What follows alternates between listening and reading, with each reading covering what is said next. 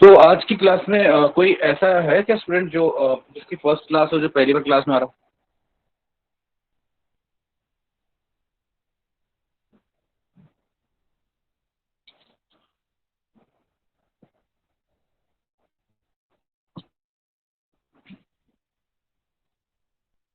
मेरी आवाज आ रही है आप लोगों को? कोई अगर कोई पहली बार क्लास में आया है तो मुझे बताए, अपना माइक ऑन करके एक बार, फिर कंटिन्यू करेंगे आगे।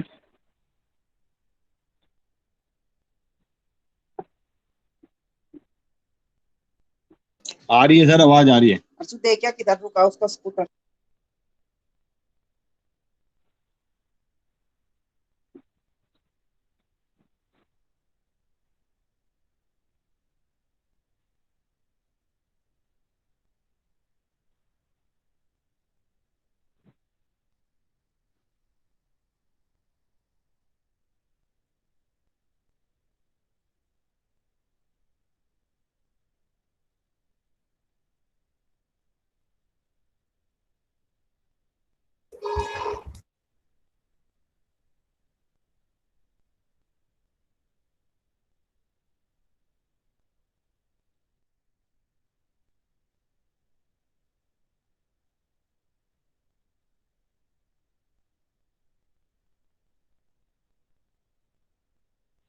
ओके, तो जहाँ तक मुझे याद है कि लास्ट टाइम हम लोगों ने बेसिक बेसिक फीचर्स पढ़ लिए थे। जैसे कि हमने डाइजेस्टिव सिस्टम और सर्कुलेटरी सिस्टम, डायरेक्ट और इनडायरेक्ट डेवलपमेंट, इन सब चीज़ों के बारे में हमने बात करी थी। और आज हम स्टार्ट कर रहे हैं phylum bye study animal kingdom के अंदर। और जो पहला फाइलम हम आज स्टडी करने जा रहे हैं that is Porifera, also commonly known as sponges. Now morphology से स्टार्ट करेंगे स्पंजेस के बारे में। सर सिलोम के बारे में बता दो। देखिए, आप लोग इस बात को जानते हैं कि आपको मैं दो बातें बता देता हूँ कि ये जो स्पॉन्जेस होते हैं इनका स्ट्रक्चर कुछ इस तरीके से रहता है। शाइजोफिलोम ना,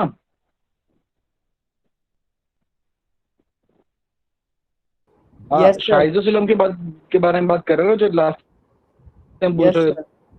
तुम।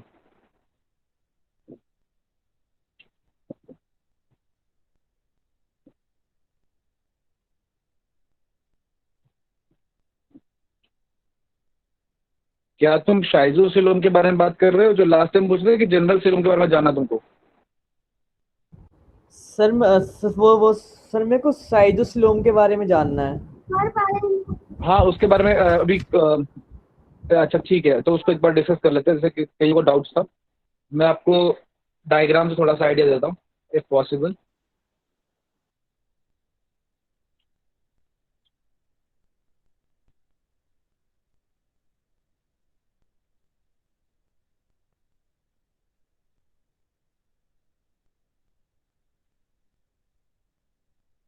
हाँ, शाइजोफिलोम ही बता रहा हूँ। देखो, ये वाला डायग्राम मैंने पहले भी डिस्कस किया था सिलोम के बारे में। ये कि अगर आप ऊपर वाले डायग्राम में देखो तो आप इसको ऐसे इमेजिन करो कि ग्रुप ऑफ सेल्स हैं, ठीक है। अब ये ग्रुप ऑफ सेल्स ने का ग्रुप बना हुआ है। अब ऐसे मान के चलो कि अगर ग्रुप ऑफ सेल्स दो अलग अलग डायरेक्शन में डेवलप होना शुरू कर जाएं, ठीक है, तो शाइजो का मतलब होता है कट। वो जो पूरा स्ट्रक्चर बीच में से फट जाएगा।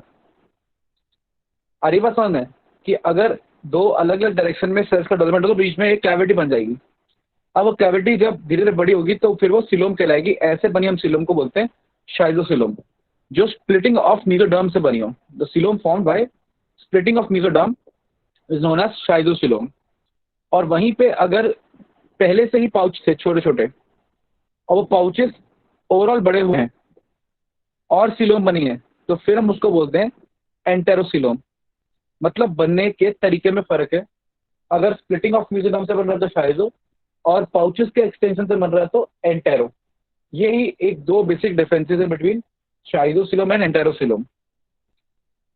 तो इनिशियल जो ऑर्गेनिजम्स हैं जो पहले इवॉल्व हुए हैं वो शाइजोसिलोमेट्स हैं। जैसे बाकी तीन, जैसे कि मैं बताता हूँ, एकाइनोडर्मेटा और कॉर्डेटा और हेमिकॉर्डेटा, ये तीनों एंटेरोसिलोमेट्स हैं। ठीक है, तो ज्यादा परेशान होने की जरूरत नहीं है, आपको बस इतना आइडिया होना चाहिए कि स्प्लिटिंग से बन रही है या पाउच से। स्प्लिटिंग से बनी तो शाइजो, पाउच से बनी तो एंटेरो, इतना ही डिफरेंस है। ठीक है, ओके सर। चलिए स्पंजेस की बात करते हैं फटाफट से।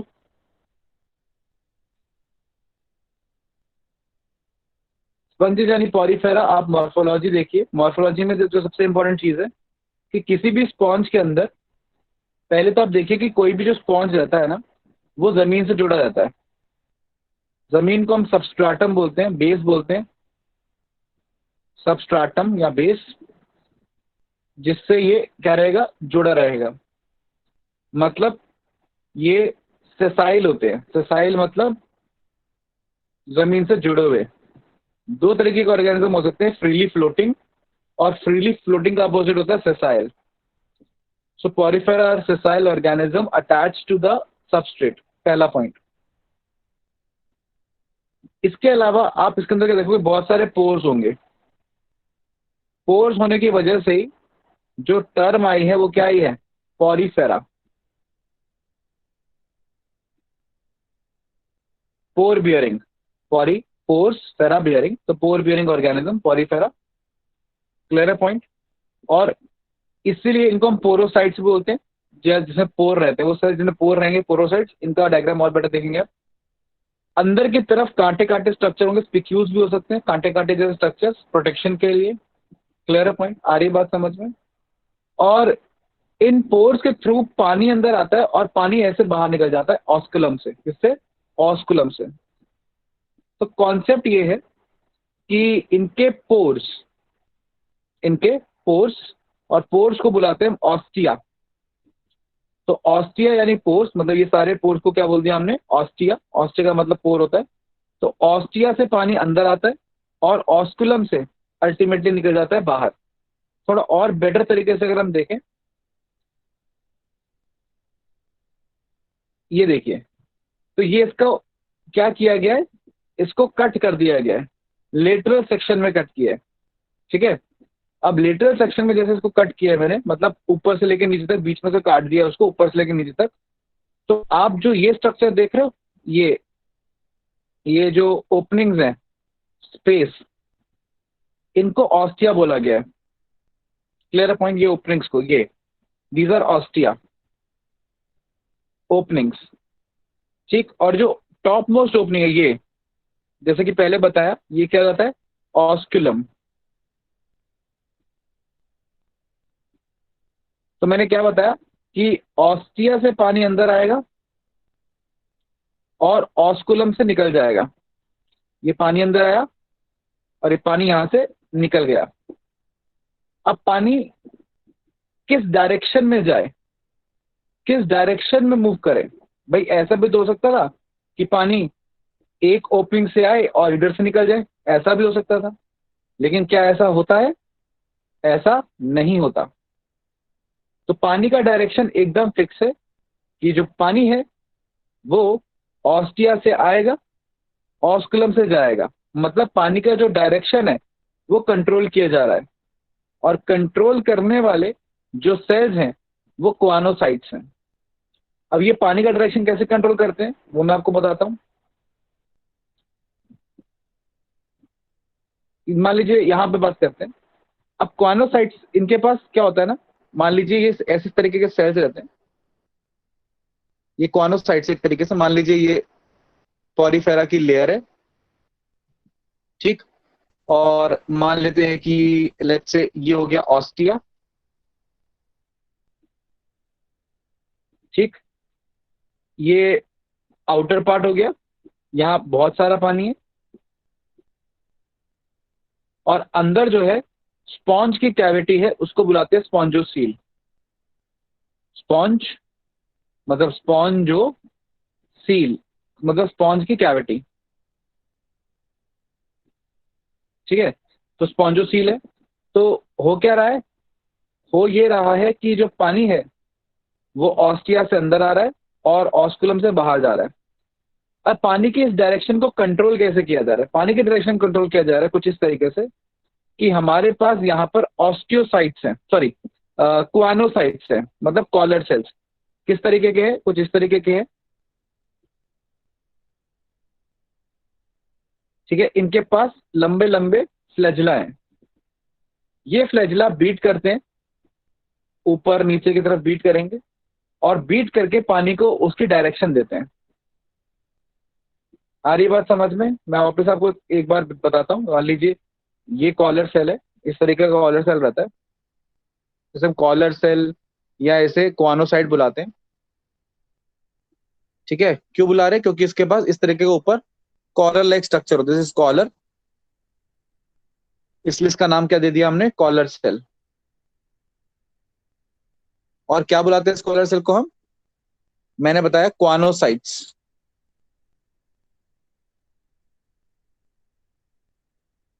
क्वानोसाइट्स, ठीक है। तो ये जो फ्लैजिला है, ये जो फ्लैजिला है, this is the flagella. Flagella पता है आपको, आपने पहले ऑर्गेनिजम्स पढ़े, इनके पास फ्लैजिला वगैरह होते हैं। ये फ्लैजिला है, ये बीट करता है, ये आगे पीछे दाएं बाएं वाइपर की तरह मूव करेगा, ठीक है।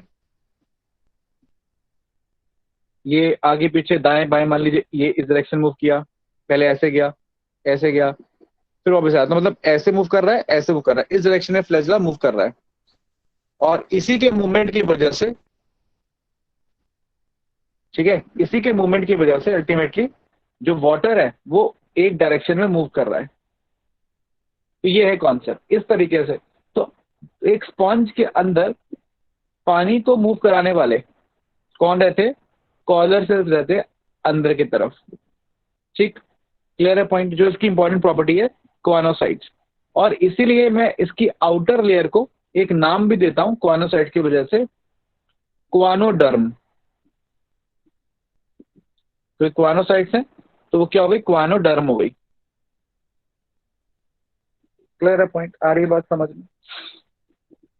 तो ये हिसाब किताब है। और अगर थोड़ा ध्यान से जाने इसको, पॉलीफेरा को, आगे बढ़ेगा थोड़ा सा, तो ये देखिए, ये है समझने वाली चीज यहाँ पर।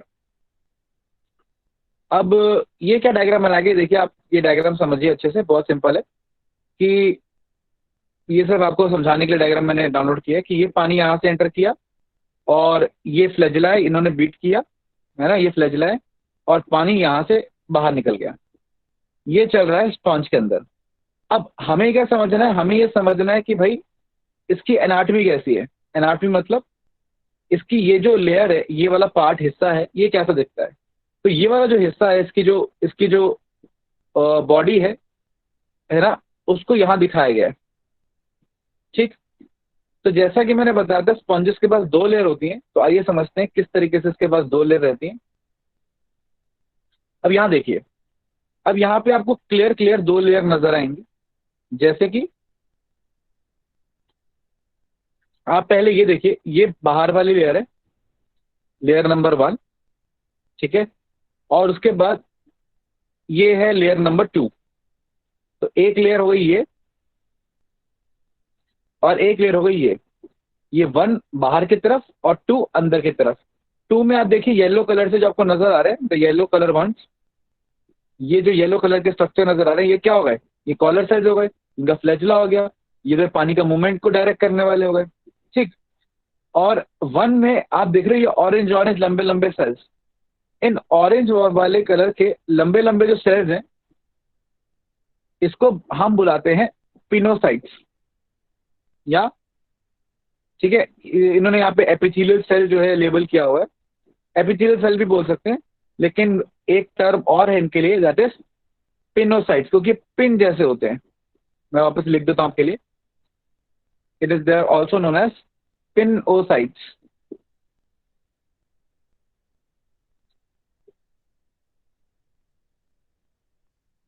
पिनोसाइट्स, पिनोसाइट्स,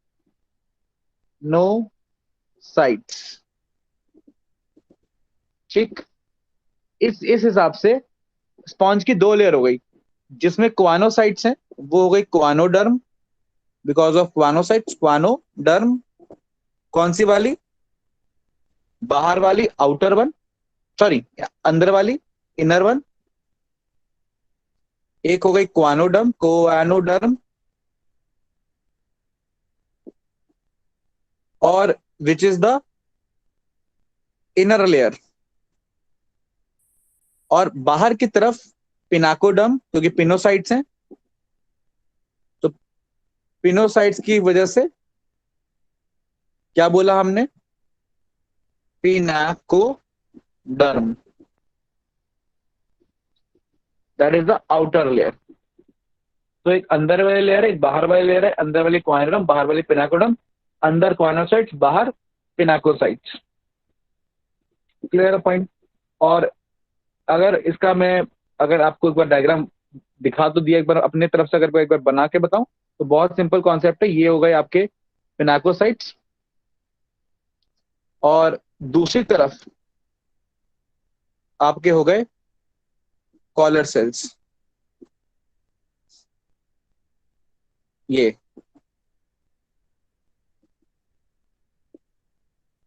तो ये उसके वॉल का डायग्राम है। अब आप सोच रहे होंगे कि भाई एक लेयर तो हमने ये बोल दी, एक लेयर तो हमने बोल दी भाई ये वाली है 1, एक लेयर बोल दी क्वानोडर्म 2, बीच में क्या है? बीच में सेल्स जो है वो लूजली लूजली पैक्ड हैं, ग्रुप में बटे हुए हैं, और इसको बोलते हैं मीजोहाइल। मीजोहाइल, यहाँ पे कुछ सेल्स, कुछ फाइबर्स, वो सब रहता है, तो बीच में मीजोहाइल है। ये लेयर नहीं है, ये कुछ बिखरे हुए सेल्स है। Clear point? आ रही बात समझ में? अगर मैं थोड़ा सा मीजोहाइल को डिस्कस करूं, अरे इसको वापस देख लो।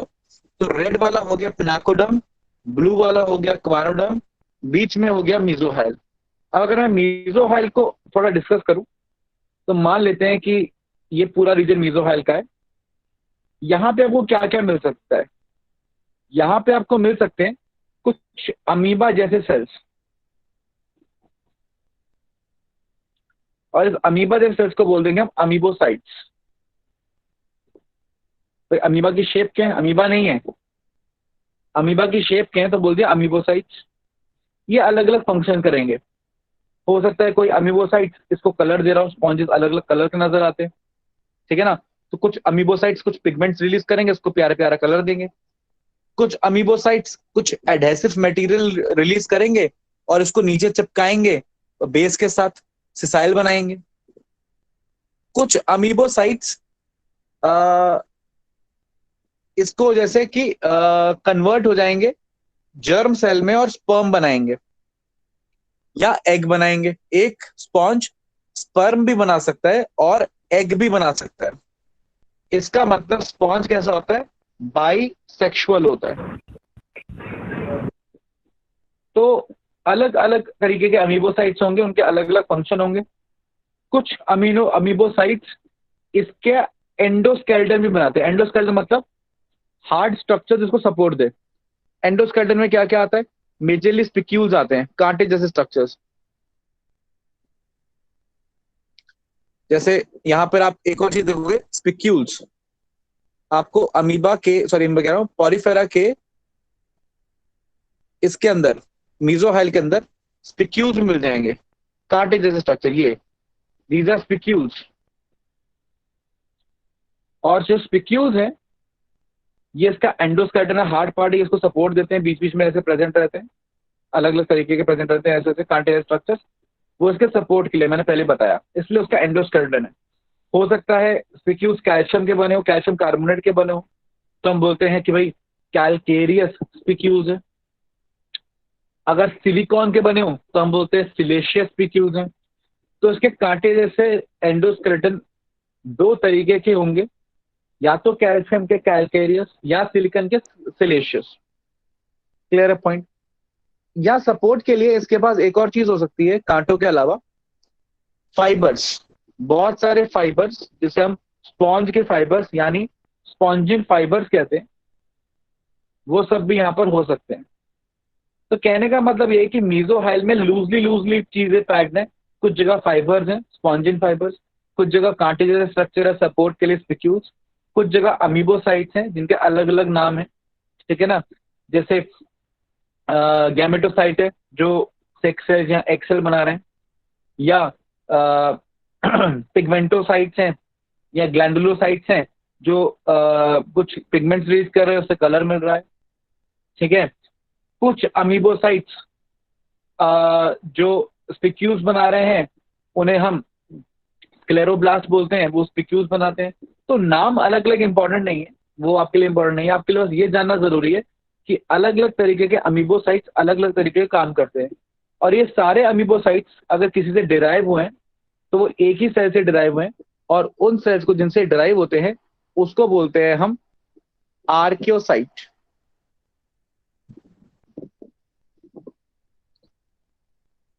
ये मान लीजिए कोई एक सेल है नोन एज आर्कियोसाइट,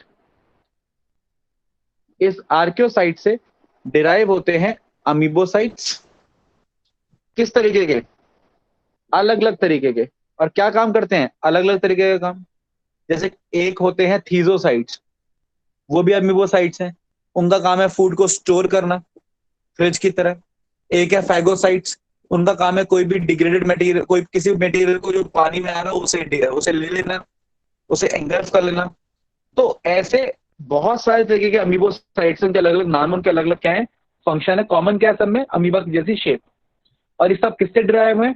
आर्कियोसाइट से डिराइव है। मतलब जो मेन सेल हैं, जो मेन सेल है जो बाकी किसी भी सेल को बना सकते हैं, वो आर्कियोसाइट्स हैं। और ऐसे सेल्स जो आगे किसी भी सेल्स को बना सकें, ठीक है, जिनमें पोटेंशियल पूरा का पूरा हो, कंप्लीट पोटेंशियलिटी हो, उस तरीके के सेल्स को हम बोल देते हैं टोटीपोटेंट सेल्स।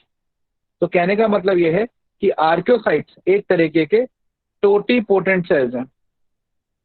टोटीपोटेंट मतलब कंप्लीट, क्या बोला मैंने बोला टोटीपोटेंट मतलब कंप्लीट पोटेंशियल। कंप्लीट पोटेंशियल का मतलब टोटी आ रहा है फ्रॉम टोटल, पोटेंट तो बताया वो capability, potential energy, capable energy. तो देखो मैं आपको थोड़ा समझा देता हूँ भाई। फॉर एग्जाम्पल आपका लिवर का सेल है, लिवर का सेल सिर्फ लिवर का सेल ही बना सकता है, किडनी इंटेस्टाइन को तो बना नहीं सकता। तो लिवर का सेल सिर्फ एक ही तरीके का सेल बना सकता है, इसलिए हम उसको बोलते हैं यूनिपोटेंट। वन, यूनि मतलब वन, बाई मतलब टू होता है, तो हो गया यूनिपोटेंट। अच्छा, आपके बोन मैरो के सेल्स आरबीसी बना सकते हैं, डब्ल्यूबीसी बना सकते हैं, प्लेटलेट्स बना सकते हैं, और डब्ल्यूबीसी भी बहुत सारे बना सकते हैं, macrophages, natural killers, dendritic cells, eosinophil, basophil, neutrophil, T lymphocyte, B lymphocyte. तो बहुत अलग अलग तरीके के सेल बना सकते हैं कौन? बोन मैरो के सेल्स। इसीलिए बोन मैरो के सेल्स को हमने क्या बोल दिया? प्लूरीपोटेंट। तो बोन मैरो के सेल्स क्या हो गए? प्लूरीपोटेंट। प्लूरल से वर्ड आ रहा है, प्लूरी प्लूरल, बहुवचन, बहुत सारे, पोटेंट मतलब कैपेबिलिटी। तो बोन मैरो के सेल्स कैसे हो गए? प्लूरीपोटेंट। और ये आर्कियोसाइट्स क्या कर सकते हैं? आर्कियोसाइट्स उस तरीके के सेल्स हैं जो पूरी बॉडी के कोई भी सेल बना सकते हैं, इसीलिए हमने इसको क्या बोल दिया? टोटल पोटेंट, मतलब शॉर्ट में टोटी पोटेंट। जैसे कि अभी आपको बताया, इनको बोल दिया हमने टोटी पोटेंट। तो ये सिर्फ कॉन्सेप्ट समझाने के लिए था कि यूनिपोटेंट, प्लूरीपोटेंट और टोटीपोटेंट क्या होता है। ह्यूमन बींग्स में टोटीपोटेंट सेल्स नहीं होते। अगर हमारे पास टोटीपोटेंट सेल्स होते तो फिर हमारे लिए बहुत बढ़िया होता। अगर हमारी बॉडी को कोई दो पार्ट्स में काट देता और एक पार्ट खो भी जाता, तो जो टोटीपोटेंट सेल्स होते वो बॉडी के बाकी सेल्स बना देते और वापस से जिंदा हो जाते। जो स्पॉन्ज कर सकता है, द रीजनरेशन ऑफ स्पॉन्ज को बीच में से दो टुकड़ों में काट दो, दो क्या उसे 10 टुकड़ों में काट दो, तो उसके 10 के 10 टुकड़े वापस से मिलकर या उनमें से कुछ टुकड़े आपस में अरेंज होके बचे कुछ सेल्स बना के वापस से नया ऑर्गेनिज्म बना देंगे। तो ये खास बात होती है स्पॉन्जेस की कि दे कैन शो रीजनरेशन। और टोटिपोटेंट सेल्स जैसे आर्कियोसाइट्स हैं स्पॉन्जेस के अंदर, वैसे ही टोटिपोटेंट सेल्स इंटरस्टिशियल सेल्स के नाम से होते हैं सिलेंट्रेट्स के अंदर। इसलिए अगर आप हाइड्रा को भी बहुत सारे टुकड़ों में काट दोगे तो हाइड्रा भी क्या कर जाएगा, रीजनरेट कर जाएगा। ठीक, तो मतलब पॉरीफेरा के पास रीजनरेशन की भी कैपेसिटी होती है। तो ये सारी बातें मैंने आपको इसलिए बता रहा था क्योंकि मुझे आपको ये डिस्कस करना था। अब शायद आपको क्लियर हो गया होगा कि हमारे पास यहाँ पर 3 लेयर्स हैं। एक क्वानोसाइट्स की जो सबसे अंदर वाली लेयर है, बाहर पिनाकोसाइट्स की, पिनाकोडर्म जो सबसे बाहर वाली लेयर है, और बीच वाली लेयर जिसे हमने वो क्या बताया, मीजोहाइल बताया, उसके अंदर अलग अलग तरीके के सेल्स हैं। आप देख सकते हैं कि अब यहाँ पे देखिए, मैं यहाँ पे थोड़ा डिस्कस किया हुआ है one by one the different cells. जैसे कि हमने कुछ तो डिस्कस कर ही लिए, जैसे कि ये यहाँ पर क्वानोसाइट्स, ये तो आपको दिखाई दी, बताया दिया मैंने, collar cell. Pinacocytes pin like cells है ना, वो भी मैंने आपको बता दिया। अच्छा, एक ना पोरोसाइट्स भी है। पोरोसाइट्स क्या है, वो सेल जो ऑस्टिया के आसपास हैं। भाई पोर बना रहे हैं, तो पोर बनाने वाले सेल जिनके पोर से एक्चुअली वाटर निकल रहा है, ठीक, वो उसको हम बोल रहे हैं पोरोसाइट्स। और पोरोसाइट्स किसका पार्ट है, पिनाकोडर्म का कि क्वानोडर्म का? पोरोसाइट्स पार्ट है पिनाकोडर्म का, मतलब कि आउटर लेयर का। तो पोरोसाइट्स वो सेल जिनके पोर के थ्रू वाटर निकल रहा है, जो पोर बना रहे हैं, पोर को एनक्लोज कर रहे हैं, ठीक है। तो वो हो गए कौन से, पोरोसाइट्स। खैर, तो आगे बात करते हैं। आगे मैं बता रहा हूँ कि और भी सेल है, जैसे स्पिक्यूल्स। अब स्पिक्यूल्स यानी कांटे भी अलग अलग तरीके के हो सकते हैं। जैसे कि कांटों में अगर एक ही पॉइंटेड एंड है तो मोनो एक्सॉन हो गया वो। कांटे अगर एक ऐसे हैं 3 जिसके पॉइंटेड एंड्स हो तो वो ट्राई एक्सॉन हो गया। कांटों के अगर 4 पॉइंटेड एंड्स हो, जैसे मीथेन होता है CH4, कार्बन बीच में 4 हाइड्रोजन, 4 अलग अलग एंगल पे, तो वो टेट्राएक्सॉन हो गया। तो कांटे भी अलग अलग तरीके के हो सकते हैं। सिंगल कांटा, 3 कांटे एक साथ जुड़े हुए ट्राइएक्सॉन, 4 कांटे एक साथ जुड़े हुए टेट्राएक्सॉन। तो कांटों की भी अलग अलग शेप हो सकती है। और कांटे एक्चुअली इसके अंदर इसका एंडोस्केलेटन है। जैसे मछली के कांटे होते हैं वो उसकी एक्चुअली हड्डियां होती हैं, वैसे ही इसकी हड्डियां हैं, इसका एंडोस्केलेटन है। और फिर यहाँ पे इन्होंने कुछ नाम लिया हुआ है कुछ अमीबोसाइट्स का, जो कि मैंने आपको ऑलरेडी बता दिया। कुछ अमीबोसाइट जैसे कि आर्कियोसाइट्स जो रीजनरेशन में हेल्प कर रहे हैं, न्यूट्रिशन में भी हेल्प करते हैं, ठीक है। स्क्लेरोसाइट्स जो स्पिक्यूल्स बनाते हैं, स्पॉन्जोसाइट्स जो स्पॉन्जिन फाइबर्स बनाते हैं, ठीक है ना। कोलानोसाइट जो कोलाजन यानी अगेन एक तरीके के फाइबर्स बनाएंगे जो सपोर्ट करेगा, ठीक है ना। तो अलग अलग तरीके के मैंने बताया कि इसके अंदर क्या है, सेल्स है जो अलग अलग तरीके के क्या कर रहे हैं, काम कर रहे हैं। तो कॉन्सेप्ट अल्टीमेटली निकल के ये आता है कि स्पॉन्जेस के अंदर काम करने वाले, फंक्शन करने वाले ग्रुप ऑफ सेल्स हैं, ठीक। इसका मतलब ग्रुप ऑफ सेल्स क्या है, कोई एक सेल एक काम कर रहा है, दूसरा सेल दूसरा काम कर रहा है। इसलिए मैंने कहा कि स्पॉन्जेस के अंदर लेवल ऑफ ऑर्गेनाइजेशन जो है वो कौन सा हो जाएगा, सेलुलर लेवल ऑफ ऑर्गेनाइजेशन, जहां पे इंडिविजुअल काम सेल ने संभाला हुआ है। So that is about the anatomy and morphology of the this sponge. अगर और आप ध्यान से बोल सकते हैं कि आप आउटर लेयर को इसका एपिडर्मिस बोल सकते हैं, लेकिन ना एक्टोडर्म बोल सकते हैं, सॉरी एक्टोडर्म बोल सकते हैं, और इनर वाले को क्या बोल सकते हैं, एंडोडर्म बोल सकते हैं। इसलिए मैंने बोला कि एडल्ट्स के पास 2 लेयर्स हैं, ठीक है। लेकिन क्योंकि डेवलपमेंट में एक ही लेयर है इसलिए हम इसे डिप्लोब्लास्टिक नहीं बोलते। तो क्योंकि हमारा मतलब एडल्ट से नहीं है। एडल्ट में तो 2 लेयर नजर आती है साफ साफ, एक एक्टो और दूसरी वाली कौन सी, एंडो। एक्टो को रिप्रेजेंट करता हुआ पिनाकोडर्म और एंडो को रिप्रेजेंट करता हुआ क्वानोडर्म। आई सपोज यहां तक जो है चीजें आपको क्लियर है। अब देखिए इसी डायग्राम में मैंने आपको बताया कि स्पॉन्जेस के एंडोस्केलेटन। अच्छा, एंडोस्केलेटन समझते हैं आप लोग? एंडो मतलब अंदर, स्केलेटन मतलब हार्ड स्ट्रक्चर।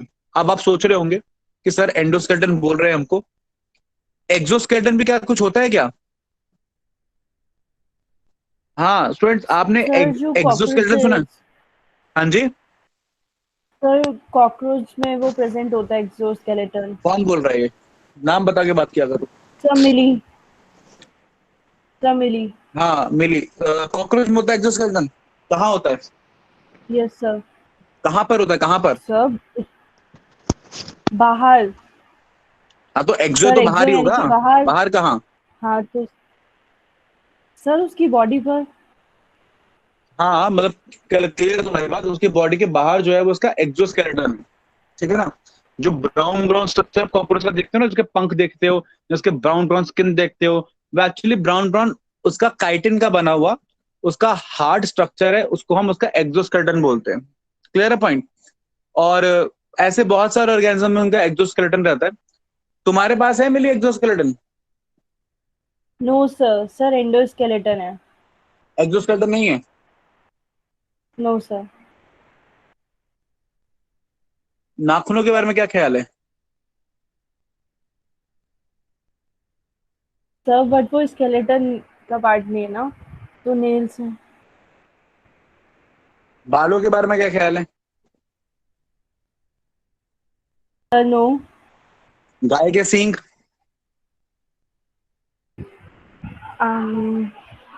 सर उसके बर्ड्स? बारे में नहीं पता। बर्ड्स बर्ड्स के का फेदर? एंडोस्केलेटन है। बर्ड्स के फेदर? बर्ड्स के फेदर नहीं, वो तो उसका आउटर एरिया है। अच्छा एक बात बताओ, बर्ड्स का जो फेदर है वो उसका आउटर एरिया हो गया वो, ठीक है ना, वो बना होता है बीटा केराटिन से, वो तो हो गया ठीक है, तो वो उसका यस एक्सोस्केलेटन नहीं है। तो कॉकरोच का विंग्स या कॉकरोच का ब्राउन स्ट्रक्चर क्यों एक्सोस्केलेटन है फिर? सर वो थोड़ा हार्ड होता है। वो विंग्स बड़े सॉफ्ट होते हैं। उसे अगर मारो भी तो उस पे क्रंच, मतलब क्रंच आएगा। तुम्हारे नाखून पे अगर मैं मारूंगा तुमको पता चलेगा वो हार्ड नहीं है? तुम्हारा नाखून ज्यादा हार्ड है कि कॉकरोच का वो स्किन ज्यादा हार्ड है? Sir nails. वो ज्यादा हार्ड है ना। तो when cockroach का chitin can qualify yes for sir. exoskeleton, what is the problem with the nails then?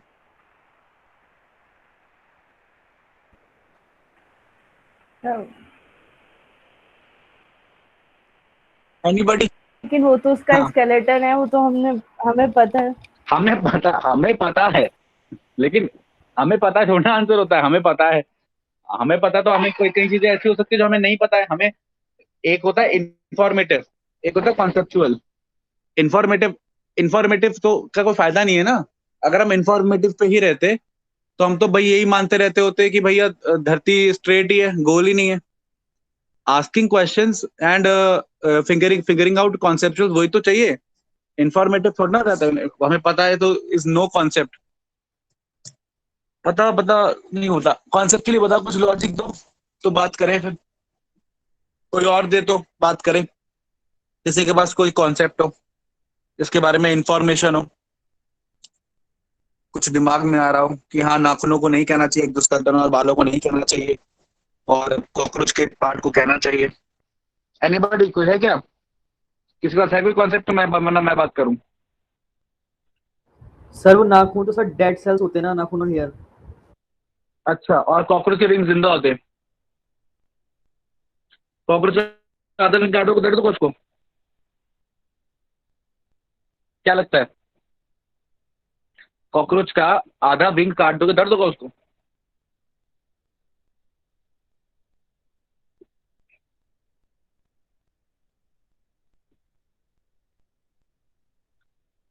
Sir हाँ। आंसर कौन, नाम बताओ। पहले कौन बोल रहा था बॉयज में? ये तो होता है वो, शुभम। इसलिए सब मिली। हाँ सब मिली। हाँ हाँ बोल बेटा मिली। सर वो क्योंकि ग्रो नहीं करता है, लेकिन हमारे नेल्स ग्रो करते रहते हैं। वो एक स्केलेटन है। मतलब स्केलेटन वो होगा जो ग्रो नहीं करेगा? नो सर, सर गेस था तुम ही बोल रही हो कि भाई कि कुछ वो भी, तो ऐसे कॉकरोच ग्रो का जो नहीं विंग है करता ना। वो ग्रो नहीं करता इसलिए वो स्केलेटन है, ये बोला तुमने? Yes sir. तो जो ग्रो नहीं करता वो स्केलेटन है। तो तुम इतनी बड़ी कैसे हो गई? तुम्हारा स्केलेटन ग्रो नहीं किया? तुम्हारा फीमर, टिबिया, टार्सस, ये सारी बोन्स ग्रो ही करी है ना। बोन्स ही ग्रो करते तो तुम बड़े होते हो। यस फिर सर। तुम्हारी अंदर की बोन्स को भी नहीं बोलना चाहिए कि स्केलेटन। सर जो स्केलेटन nails को होते हैं बहुत- ना, उनका काम हाँ। होता है मतलब कि हमारे शरीर को वो करना, प्रोटेक्ट करना। पर जो हमारे नेल्स और हेयर्स होते हैं वो में कोई मतलब वैसे प्रोटेक्ट और सपोर्ट थोड़ी ना करते हैं। हाँ बेटा, वो इसलिए क्योंकि तू जो है ना, तू घर में रहता है और तेरा घर बहुत प्रोटेक्टेड है, पुलिस है हमारे पास प्रोटेक्शन करने के लिए। लेकिन जब ये सब नहीं था ना, जब होमोसेपियंस ऐसे जंगलों में घूमते थे, तो ये बड़े बड़े नाखून हमें प्रोटेक्ट करते थे, हम दूसरों को मारते थे नाखूनों से, उनको उनको अटैक करते थे, ये प्रोटेक्शन में आते थे हमारे। नाखून हमारे प्रोटेक्शन में आते रहे हैं, पैर के नाखून, हाथ के नाखून। अभी जो क्लॉज हैं, ये अपने डॉग हो गया, बिल्ली का पंजा हो गया, शेर का पंजा हो गया, क्या ये प्रोटेक्शन में काम नहीं करते? उनके क्लॉज प्रोटेक्शन में काम नहीं कर रहे? अब मेरी बात ध्यान से सुनिए। हमारे नाखून, हमारे हेयर, ठीक है, ये भी एक्सोस्केलेटन में आते हैं। एक्चुअली स्केलेटन एक शब्द है हार्ड स्ट्रक्चर के लिए। वो हार्ड स्ट्रक्चर जो बॉडी के अंदर रह के सपोर्ट दे रहा है, अंदर रह रहा है, उसको हम एंडोस्केलेटन बोलते हैं। और जो बाहर की तरफ हार्ड स्ट्रक्चर, उसे हम एक्सोस्केलेटन बोल सकते हैं। हमारे नाखून, हेयर और ये पक्षियों के ये फेदर्स, विंग्स नहीं, फेदर्स, फेदर्स और कॉकरोच का ये ब्राउन वाला पार्ट, और ये इवन इवन ये क्या कहते हैं, ये इंसेक्ट्स के विंग्स, जैसे कि ये बटरफ्लाई हो गई, इसके विंग्स, ये सब उसका एक्सोस्केलेटन है। ठीक है ना? अच्छा, अब ये जो सारे स्ट्रक्चर होते हैं ना, अब वही मैं बता रहा था। तो एंडोस्केलेटन का मतलब अंदर का हार्ड का पार्ट। तो पॉरीफेरा के अंदर, स्किन के अंदर, मतलब स्किन तो खैर गलत टर्म होगा, एक्टोडर्म एंडोडर्म के अंदर जो मेसोहाइल की लेयर है, वहां पे बहुत सारे स्केलेटल स्ट्रक्चर्स है। अब हार्ड स्ट्रक्चर कैसे कैसे हैं आप देख रहे हो कि यहाँ पर ये हो गया मोनोएक्सॉन, ठीक है, ये भी मोनोएक्सॉन है लेकिन पॉइंटेड एट टू एंड्स है, ठीक है ना? ये मोनोएक्सॉन है, पॉइंटेड कर्वी है। ये ई वाला जो है, ये टेट्राएक्सॉन है। ये एफ वाला ट्राइएक्सॉन है, ठीक है। जी वाला भी टेट्राएक्सॉन है, ठीक है। एच वाला हेक्सा ट्राइएक्सॉन है, लेकिन 6 बार स्पाइक्स हैं, मतलब इसको बोलते हैं ट्राइएक्सॉन हेक्साक्टिनेलिडा। अब ये सारी डिटेल्स आपके लिए जरूरी नहीं है, मैं तो बस आपको एक आइडिया दे रहा हूँ ये डायग्राम दिखा के कि बेटा स्केलेटन अलग, इसके जो कांटे हैं वो अलग अलग शेप के रह सकते हैं। अच्छा, ये डायग्राम दिखाने का मेरा एक और मकसद है, वो ये है कि मैं आपको एक और चीज बताना चाहता हूँ, वो है ये देख रहे हो, ये पता है फाइबर्स है, स्पॉन्जिन फाइबर्स। तो स्पॉन्जिन फाइबर्स भी इसको सपोर्ट कर रहे हैं और अंदर प्रेजेंट है, तो वो भी एंडोस्केलेटन में आ जाएगा। तो इन शॉर्ट, एक स्पंज का जो स्केलेटन सिस्टम है, एंडोस्केलेटन है, वो 3 तरीके का रह सकता है। एक्चुअली आप कह सकते 3 तरीके का। कैसे 3 तरीके का भाई? या तो स्पिक्यूल्स होंगे। स्पिक्यूल्स 2 तरीके के हैं, सिलिकॉन वाले, कैल्शियम कार्बोनेट वाले। जो सिलिशियस या कैलकेरियस, तो सिलिशियस स्पिक्यूल्स, कैलकेरियस स्पिक्यूल्स 2 तरीके के हो गए, और एक तरीके का हो गया स्पॉन्जिन फाइबर्स। तो 3 तरीके का एक्सोस्केलेटन होता है। अब अभी हमारे ना सिलेबस में नहीं रहा, बहुत पहले 10 साल 15 साल पहले हम ना क्लासिफिकेशन भी पढ़ाई जाती थी स्टूडेंट्स को। तो जब क्लासिफिकेशन पढ़ाई जाती थी, तो आपको ये भी एक आइडिया होना चाहिए कि स्पॉन्जेस की फर्दर क्लासिफिकेशन, भाई ये तो फाइलम है ना, फाइलम के बाद क्या आएगा? क्लास। तो फाइलम के अंदर जो फर्दर क्लासेस हैं, वो on the basis of endoskeleton ही कैटेगराइज किया गया स्पॉन्जेस में। भाई क्लासेस है, जैसे कि मैं आपको एक एग्जांपल दूं, एक क्लास है हेक्साक्टिनेलिडा, मतलब उसमें किस तरीके के स्पिक्यूल्स होते हैं? उसके अंदर इस तरीके के स्पिक्यूल्स होते हैं, ये वाले 6 पॉइंटेड एंड वाले स्पिक्यूल्स, ठीक है, उनको बोलते हैं हेक्साक्टिनेलिडा। अगर कैल्शियम कार्बोनेट के स्पिक्यूल्स हो, ट्राई वाले हो, टेट्रा वाले हो, कैसे मर्जी हो, तो ग्रुप को बोल देते कैलकेरिया ग्रुप, ठीक है ना? तो या कैल्सी स्पॉन्जी ग्रुप। तो कैल्सी स्पॉन्जी ग्रुप के अंदर कैलकेरियस एंडोस्केलेटन वाले आते हैं। और जिनके पास स्पिक्यूल्स नहीं होते, या बाकी अलग तरीके के सिलिशियस स्पिक्यूल्स होते हैं, बाकी अलग अलग तरीके के, और साथ में स्पॉन्जिन फाइबर्स होते हैं, उनको हम डेमोस्पॉन्जी क्लास के अंदर डालते हैं। खैर, ये सारी इंफॉर्मेशन आपके लिए फिलहाल इररिलेवेंट है, क्योंकि हमें उतनी डिटेल में नीट में नहीं जाना। हमें तो बस ये आइडिया होना चाहिए कि एंडोस्केलेटन होता है स्पिक्यूल्स और फाइबर्स की फॉर्म में। और अगर कोई ज्यादा से ज्यादा पूछे कि क्लासिफिकेशन किस पे बेस्ड है, तो आप बोल सकते हैं कि इनकी फर्दर क्लासिफिकेशन की जा सकती है स्पॉन्जेस के on the basis of endoskeleton. इतना ही इंफॉर्मेशन आपके लिए काफी है। चलिए आगे बात करते हैं। तो अब एक आपको मैं बात बताता हूं, जो सबसे 2 बेसिक इंपॉर्टेंट चीजें हैं कि स्पॉन्जेस जितने भी काम कर रहा है ना अपने आने वाले पानी से ही कर रहा है। तो मैं अब आपको थोड़ा डिस्कस कर रहा हूँ स्पॉन्जेस के अंदर रेस्पिरेशन एंड स्पॉन्जेस के अंदर एक्सक्रीशन। अब क्योंकि देखो अब आपको अपने आप से रिलेट करना पड़ेगा, आप कैसे रेस्पायर करते हो भाई? आप बड़े कॉम्प्लिकेटेड से इंसान हो, ऑर्गेनिज्म हो, आपके जो बॉडी के सेल्स है ना वो अलग अलग जगह जाके छुपे हुए हैं। जैसे कि आपकी स्किन तो चलो एटमॉस्फेयर के प्रेजेंस में आ रही है, लेकिन आपकी स्किन में भी ना मल्टीपल लेयर्स हैं, 25 से 30 बहुत सारी लेयर्स हैं आपकी स्किन में। तो टॉप मोस्ट लेयर तो एयर के प्रेजेंस में आती है, लेकिन डीप डाउन लेयर्स उसका क्या, वो तो एयर के प्रेजेंस में नहीं आती। लिवर का क्या, किडनी का क्या, हार्ट का क्या, वो तो एयर के प्रेजेंस में नहीं आ रहे, ना वाटर के प्रेजेंस में आ रहे हैं।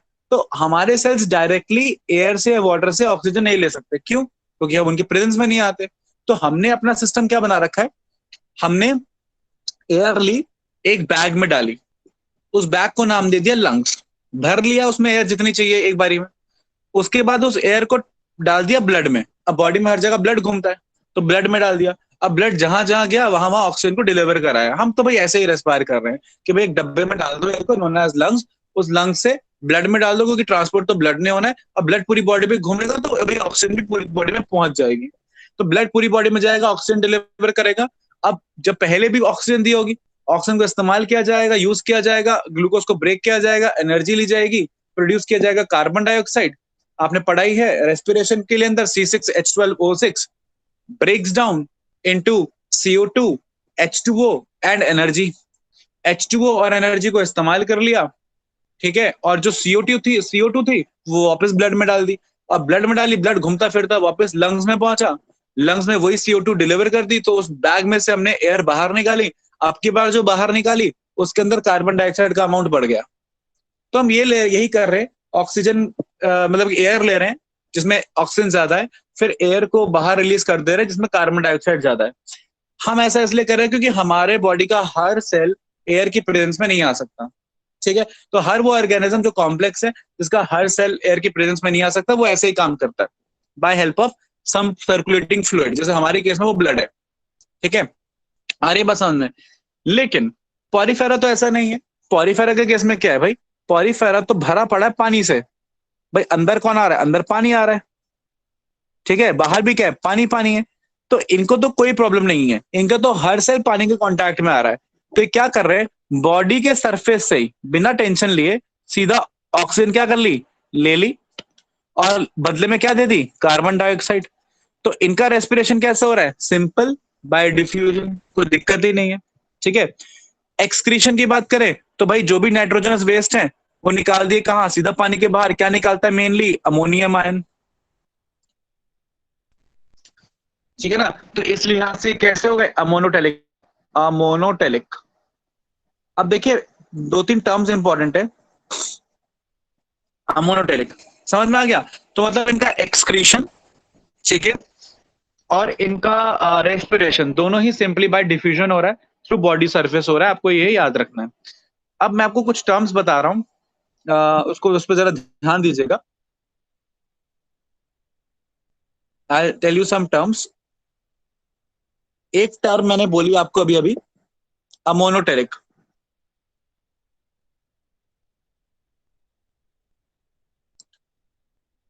अमोनोटेरिक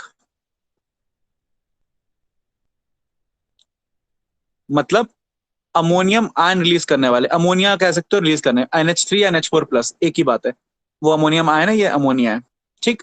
अमोनिया रिलीज करने वाले अमोनोटेरिक। कुछ होते हैं यूरियोटेलिक,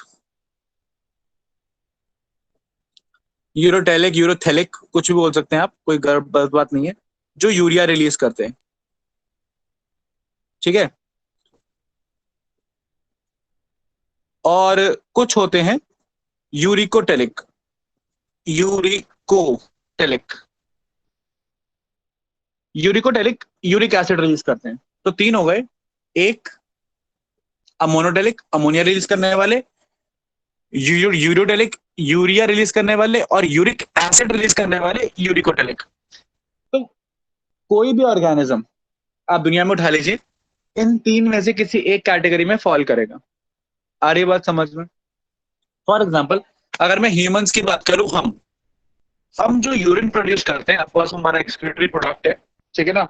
अब हम ना जब यूरिन को प्रोड्यूस करते हैं तो वो हमारा एक्सक्रीटरी प्रोडक्ट है, ठीक।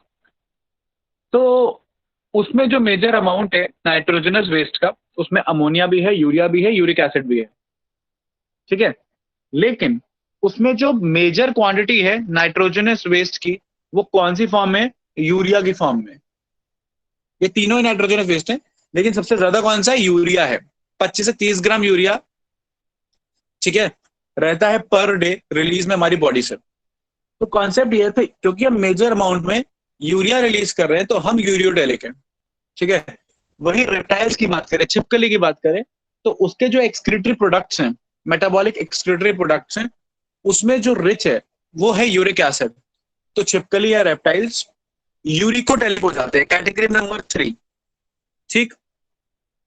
और जो स्पंजेस हो गए या सीलेंट्रेट्स हो गए, टीनोफोरा हो गए, ठीक है, ये वाले जो ऑर्गेनिजम्स है, इनके अंदर जो चीफ नाइट्रोजनस वेस्ट है वो अमोनिया है, इसलिए वो अमोनोटेलिक हो जाते हैं।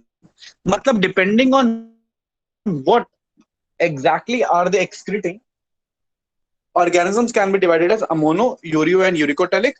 एंड आपको यह बात याद रखनी है कि पॉलीफेरा जो है वो अमोनोटेलिक है। अब मैं आपको एक चीज बहुत इंपॉर्टेंट और बताता हूँ। देखिए, अगर मैं इसमें बात करूं कि कौन से वाला नाइट्रोजनस वेस्ट कौन से तरीके का ऑर्गेनिज्म रिलीज करता है, ठीक है, तो एक बड़ा इंटरेस्टिंग सा फैक्ट ये है कि इन तीनों में जो हाईली टॉक्सिक है, जो सबसे ज्यादा टॉक्सिक है, वो अमोनिया है। अब क्योंकि अमोनिया हाईली टॉक्सिक है, तो इसको मैं कंसंट्रेटेड फॉर्म में रिलीज नहीं कर सकता।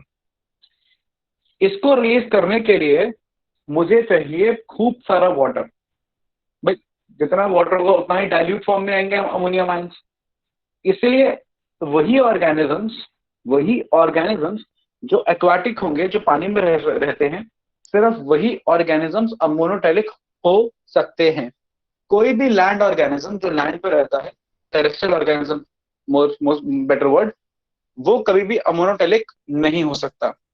वो या तो यूरियोटेलिक होगा या तो यूरिकोटेलिक होगा, ठीक है। तो सिर्फ एक्वाटिक ऑर्गेनिजम्स ही अमोनोटेलिक होते हैं। अब मेरी इस बात को भी और ध्यान से समझिएगा, मैंने कहा कि सिर्फ एक्वाटिक ऑर्गेनिजम्स ही अमोनोटेलिक होते हैं। मैंने बिल्कुल ये नहीं कहा कि हर एक्वाटिक ऑर्गेनिज्म अमोनोटेलिक होगा, ऐसा जरूरी नहीं है।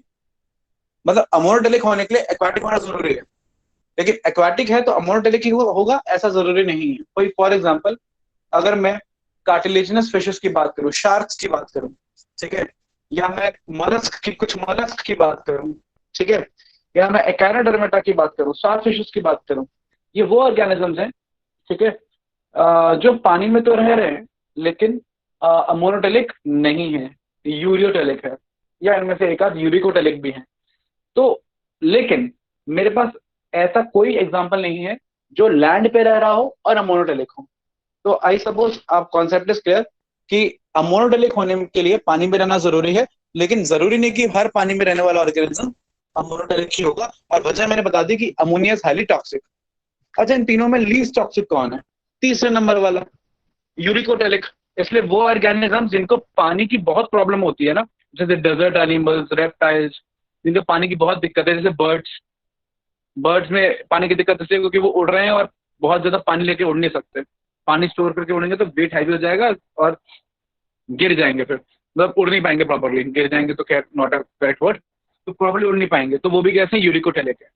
तो सबसे कम टॉक्सिक यूरिकोटेलिक है, उनको सबसे कम पानी चाहिए, ठीक है, जो बिना बहुत ही लेस वाटर में भी रिलीज हो सकता है यूरिकोटेलिक, और जिसको बहुत ज्यादा पानी चाहिए वो है अमोनोटेलिक, और जो इंटरमीडिएट है वो आपका हो जाएगा यूरियोटेलिक।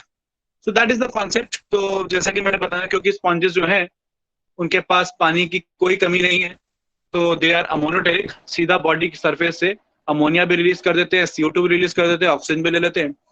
तो that's how sponges are respiring and doing the things.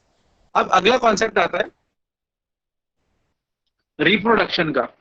अब आपको बड़ा इंटरेस्टिंग सी ये बात जाननी है कि जो स्पंजेस है ना, वो बाइसेक्सुअल है। और बाइसेक्सुअल के लिए एक टर्म और यूज करता हूं मैं, बाइसेक्सुअल के लिए टर्म और यूज की जाती है। हाँ, हर्माफ्रोडाइट कौन बोल रहा है? hermaphrodites. नहीं, So Sharmeen. नाम बोल के बात क्या करो। कौन? Sharmeen. Sharmeen, very good. Hermaphrodites भी एक टर्म है। एक और टर्म बताता हूँ, एक और टर्म है मोनोओशियस। सुना है मोनोओशियस? Yes, sir. वेरी गुड, सुना है तो बहुत अच्छी बात है। बताओ क्या होता है मोनोओशियस? Sir, in which sexes are not separate. ये तो रट्टा वाली बात हो गई। Sir, इसमें रट्टा नहीं मारा मैंने। हाँ, तो रट्टा ही तो है, जो जिसमें सेक्सेस सेपरेट नहीं है मोनोओशियस, इसको रट्टा तो बोलते हैं। और क्या बोलते हैं? तो या तो उसमें मेल होगा या फिर फीमेल होगा। हाँ ठीक है, गुड। अब देखो, तो कॉन्सेप्ट तुम्हारा सही है, ठीक है। अब मैं तुमको इसका बड़ा इंटरेस्टिंग सा लॉजिक बताता हूँ, सुनना जरा ध्यान से। देखो पता है क्या होता है, ध्यान से सुनना, बहुत इंपॉर्टेंट इन्फॉर्मेशन है, आगे बहुत काम आएगी। ओशिया जो वर्ड है ना, ओशिया ओशियस, दोनों में ओशियस ओशियस कॉमन है ना,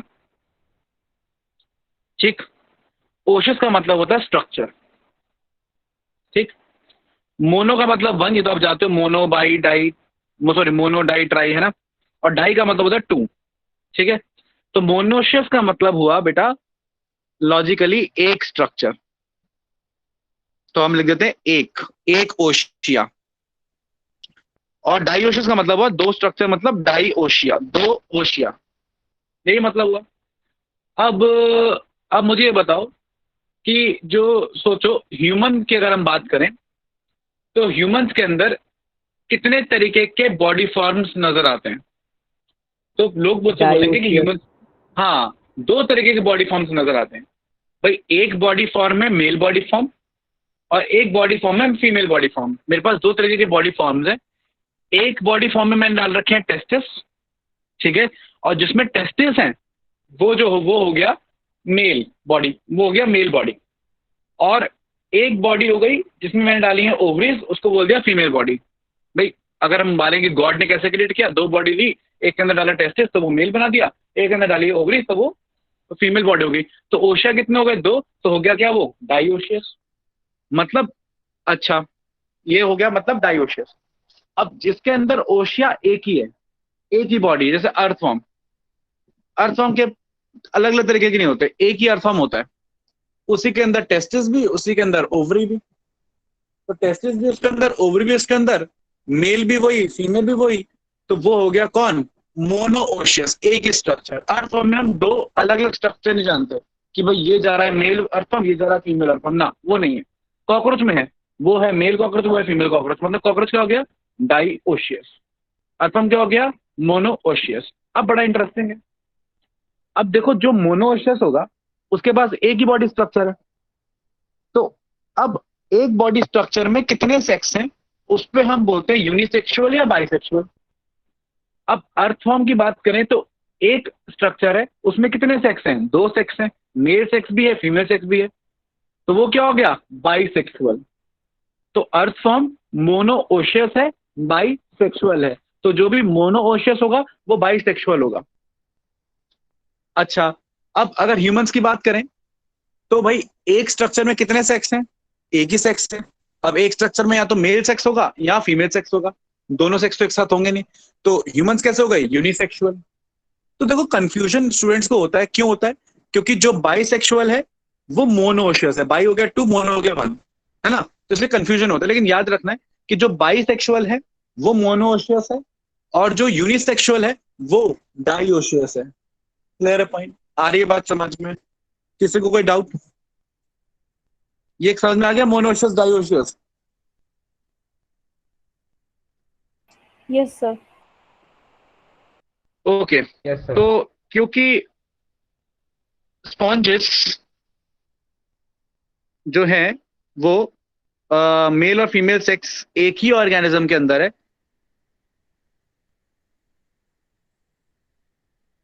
इसलिए मैं उसको साइंटिफिकली क्या बोलूंगा? मोनोशियस की डाइओशियस?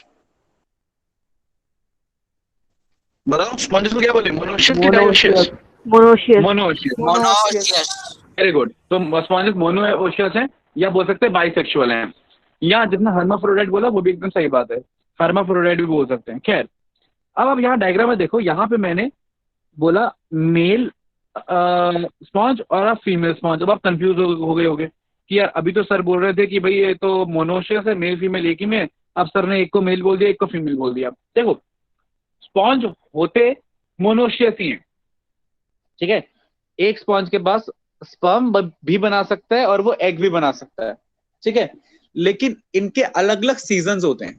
मतलब एक स्पॉन्ज एक टाइम पे स्पर्म बनाएगा या ओवम बनाएगा। मतलब एक स्पॉन्ज है, मान लो अभी 2-3 महीने वो स्पर्म बना रहा है, फिर 2-4 महीने बाद उसका एग बनाने का सीजन आएगा, फिर वो एग बनाएगा। मतलब कोई भी स्पॉन्ज एग और स्पर्म एक ही टाइम पे साइमल्टेनियसली नहीं बनाता।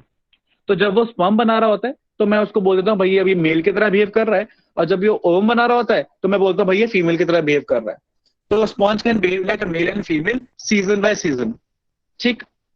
अच्छा, तो अब यूनिवर्सली डेफिनेशन है, ये याद रखना आपको आगे काम आएगी, कि जो स्पर्म देता है वो मेल कहलाता है और जो स्पर्म लेता है वो फीमेल कहलाता है। बस जैसा ना ऑक्सीडेशन रिडक्शन वाला इलेक्ट्रॉन देगा तो भाई वो लेने वाला जो है रिड्यूस हो रहा है, देने वाला ऑक्सीडाइज हो रहा है, वैसे ही यहाँ पे रिप्रोडक्शन में भी डेफिनेशन है कि जो स्पर्म दे रहा वो मेल, जो स्पर्म ले रहा वो फीमेल।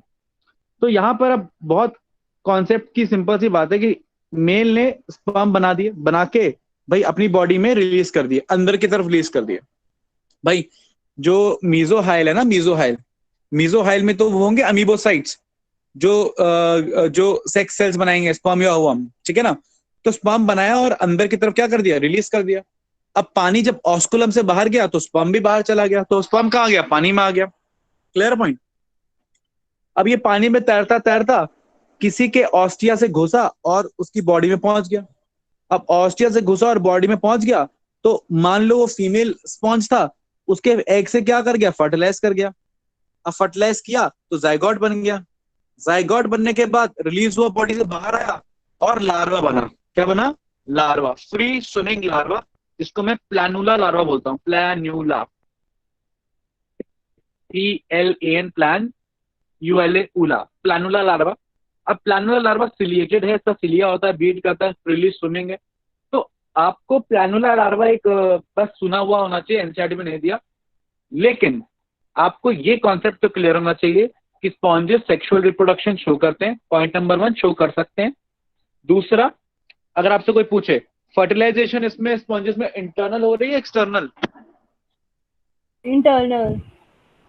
इंटरनल स्पॉन्ज के अंदर हो रही है, तो भाई इंटरनल हो रही है, ठीक है। वो पानी के थ्रू रही है, लेकिन कैसे हो रही है, इंटरनल। अगला कॉन्सेप्ट, डेवलपमेंट डायरेक्ट है या इनडायरेक्ट है।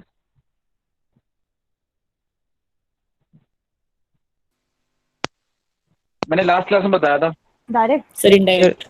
इनडायरेक्ट। इनडायरेक्ट लार्वा होगा तो इनडायरेक्ट, और लार्वा नहीं हो तो डायरेक्ट। तो डेवलपमेंट कैसे होगी, इनडायरेक्ट होगी। पहले लार्वा बना, इनडायरेक्ट। लार्वा से मेटामॉर्फोसिस करके स्पॉन्ज बना, तो डेवलपमेंट कैसे होगी, इनडायरेक्ट, लार्वल स्टेज है। तो हमें रिप्रोडक्शन के बारे में स्पॉन्जेस से कोई पूछता है तो हमारे पास तीनों जवाब है कि हाँ स्पॉन्जेस सेक्सुअली रिप्रोड्यूस करते हैं, और स्पॉन्जेस बाइसेक्सुअल होते हैं, और स्पॉन्जेस के अंदर इंटरनल फर्टिलाइजेशन होता है, स्पॉन्जेस के अंदर क्रॉस फर्टिलाइजेशन होता है। क्रॉस मतलब मेल फीमेल रिप्रोड्यूस करें, तो क्रॉस फर्टिलाइजेशन होता है, इंटरनल फर्टिलाइजेशन होता है, पानी के थ्रू होता है, और लार्वा बनता है, फ्री स्विमिंग लार्वा होता है, और इनडायरेक्ट ऑफ कोर्स क्या होती है, डेवलपमेंट होती है। तो that is about the reproduction in sponges. अब कॉन्सेप्ट ये है कि क्या स्पॉन्ज सिर्फ सेक्सुअली रिप्रोड्यूस करेंगे, नहीं, स्पॉन्जेस एसेक्सुअली भी रिप्रोड्यूस करते हैं। जैसे कि बर्डिंग, बर्डिंग तो आप जानते हो, बचपन से पढ़ते आ रहे हो, हाइड्रा में पढ़ा आपने कि भाई एक छोटा सा बर्ड बना, एक छोटी सी फुंसी हुई, वो थोड़ी सी बर्ड यानी आउटग्रोथ थोड़ी सी बड़ी हो गई, जब वो कैपेबल हो गई कि अकेले रह सके, डिटैच हुई और नया ऑर्गेनिज्म बन गया। तो ये होती है बर्डिंग। पता ही आपको, हाइड्रा में पढ़ते आ रहे हो, मतलब सिलेंट्रेट्स भी शो करेंगे, स्पंजेस भी शो करते हैं, क्या, बर्डिंग। क्लियर है पॉइंट, आ रही बात समझ में। तो स्पॉन्जेस एसेक्सुअली भी रिप्रोड्यूस करते हैं बाय बर्डिंग। तो क्या बर्डिंग इकलौता ऐसा तरीका है जिससे ये एसेक्सुअली रिप्रोड्यूस करते हैं, नहीं, और भी तरीके हैं। जैसे फ्रेगमेंटेशन, अभी मैंने आपको समझाया था कि अगर स्पॉन्ज के बहुत सारे टुकड़े कर दिए जाएं और वो डेवलप कर जाए तो उसको बोलेंगे रीजनरेशन, ठीक है। और कभी कभार क्या होता है, स्पॉन्ज बड़ा होता है, खुद अपने टुकड़े कर लेता है, उन टुकड़ों से नए स्पॉन्ज बन जाते हैं, तो उसको बोलते हैं रीजनरेशन। तो यही देखिए डिफरेंस होता है। अगर एक ऑर्गेनिज्म बड़ा हुआ, खुद टूट गया टुकड़ों में, और सारे टुकड़े खुद से डेवलप हो गए, तो फिर हम उसको क्या बोल देंगे, तो वो खुद से किया है तो उसे बोल देते हैं फ्रैगमेंटेशन, ठीक है, जनरली। और अगर वही काम किसी बाहर के ऑर्गेनिज्म ने कर दिया, अटैक की वजह से हो गया, तो फिर उसको बोल देते हैं हम रीजनरेशन। खैर, तो फ्रैगमेंटेशन के बाद इनका फ्रैगमेंट्स का क्या हो जाता है, रीजनरेशन। तो इंटरचेंजेबली भी टर्म को इस्तेमाल कर सकते हैं। तो आप ये भी बोल सकते हैं कि स्पॉन्जेस एसेक्सुअली रिप्रोड्यूस करते हैं बडिंग से और फ्रैगमेंटेशन से और रीजनरेशन से। तो एसेक्सुअल मोड भी है रिप्रोडक्शन का और सेक्सुअल मोड भी है, दोनों मोड्स हैं रिप्रोडक्शन के। और सुनिए, यहाँ पे खत्म नहीं होती बात। स्पंजेस के पास एक और इंटरेस्टिंग तरीका है जो आपको याद रखना है, ये 12th में इसका कॉन्सेप्ट ज्यादा इंपॉर्टेंट है, तो आपको मैं भी थोड़ा सा आइडिया दे रहा हूँ। Sponges also reproduce by internal buds known as gemmules. भाई फॉर एग्जाम्पल, आपने ये पिछले वाले डायग्राम पे जाएं तो आपने क्या देखा, ये बड बनी बाहर की तरफ, ठीक है, तो मैंने इसको बोला कौन सी बड, एक्सटर्नल बड। लेकिन कभी कभार क्या होता है ना, कोई बड ऐसी भी होती है जो अंदर डेवलप कर जाए। आ रही बात समझ में? तो अंदर की तरफ अगर कोई बड डेवलप कर गई, ठीक है, तो उसको बोलते हैं इंटरनल बड, अंदर की तरफ। ये जो इंटरनल बडिंग वाला मैकेनिज्म है, ये तब होता है जब अनफेवरेबल कंडीशंस आती हैं, और जनरली इसको fresh water sponge. Fresh water sponge मतलब क्या कोई मरीन वाटर स्पॉन्ज भी होते हैं? यस, स्पॉन्ज पानी में रहता है, वो दोनों तरीके के पानी में रह सकता है। मतलब कि कुछ स्पॉन्जेस फ्रेश वाटर में रहते हैं, कुछ स्पॉन्जेस मराइन वाटर में रहते हैं। आप आई सपोज डिफरेंस समझते हो, जो पीने वाला पानी है रिवर का, पॉन्ड का, लेक का, ठीक है, जिसको हम पी सकते हैं, जो खारा नहीं है उसको हम बोलते हैं फ्रेश वाटर। और जो ओशन का पानी है, सी का पानी है, समुद्र का पानी है, ओशन का पानी है, वो खारा पानी है, उसे हम बोलते हैं मराइन वाटर। तो sponges fresh water as well as marine water दोनों है। तो जो फ्रेश वाटर फॉर्म्स हैं वो एक इंटरेस्टिंग रिप्रोडक्शन शो करते हैं, इंटरनल बडिंग। मतलब बड बनेगी अंदर की तरफ, और उस बड को हमने एक स्पेसिफिक नाम दिया है जेम्यूल। तो gemmule in sponge is actually the internal bud. अच्छा, अब तो 2 पॉइंट्स हैं, एक फ्रेश वाटर स्पॉन्ज करेंगे इसको ऐसे रिप्रोड्यूस, और दूसरा अनफेवरेबल कंडीशंस में ही इंटरनल बर्ड्स बनती हैं। क्लियर है पॉइंट? अच्छा, अब ये इंटरनल बर्ड में है क्या? इंटरनल बर्ड में आप देखो कि प्रोटेक्शन के लिए बहुत सारे स्पिक्यूल्स है बाहर, ठीक, तो बाहर तो प्रोटेक्शन के लिए स्पिक्यूल्स हो गए। अंदर क्या है? अंदर गोल गोल बहुत सारे आर्कियोसाइट्स हैं। और अभी थोड़ी देर पहले मैं बता रहा था कि आर्कियोसाइट्स आर टोटिपोटेंट सेल्स, ये किसी में भी कन्वर्ट हो सकते हैं। तो सोचो हो क्या रहा होगा, हो ये रहा होता है कि जैसे ही आपको थोड़ा आइडिया देता हूं, हमारे पास एक खाली, हाँ, जैसे ये स्पॉन्ज है, जैसे ही अनफेवरेबल कंडीशन आई, इसने अपने अंदर एक बड बना ली, जेम्यूल बना लिया, ठीक। अब उस जेम्यूल को रिलीज कर दिया, और जैसे वापस फेवरेबल कंडीशन रिटर्न हुई, जब फेवरेबल कंडीशन वापस रिटर्न हुई, तब इस जेम्यूल से वो पूरा का पूरा नया स्पॉन्ज बन गया। Clear point? तो बड अंदर बनी ना, internal budding by help of gemmule, तो ये तो स्पॉन्ज बना है। अच्छा, और ये जो जेम्यूल है यहाँ पे, इस जेम्यूल का स्ट्रक्चर मैंने वहां बता दिया। तो जेम्यूल में ऐसा क्या है कि उससे नया स्पॉन्ज बन पा रहा है, उसको समझो। अभी तो मैंने शॉर्ट बताया, जेम्यूल बना, डेवलप कर गया, लेकिन ये वाला स्टेप कि जेम्यूल डेवलप कैसे कर गया, इसको मैं डिटेल में बताता हूं। अब जेम्यूल मैंने क्या स्ट्रक्चर बताया था, जेम्यूल कुछ इस तरीके से था, ऐसा था, ठीक है। यहाँ पे बहुत सारे गोल गोल गोल गोल आर्कियोसाइट्स थे, और इनकी प्रोटेक्शन के लिए आपने देखा बहुत सारे स्पिक्यूल्स थे, ठीक, यही था जेम्यूल, ऐसा ही कुछ था, ठीक है। और ऊपर की तरफ ऑफ कोर्स एक ओपनिंग थी, छोटी सी ओपनिंग, छोटी मतलब माइक्रो, पायल मतलब ओपनिंग, माइक्रो पायल, ठीक।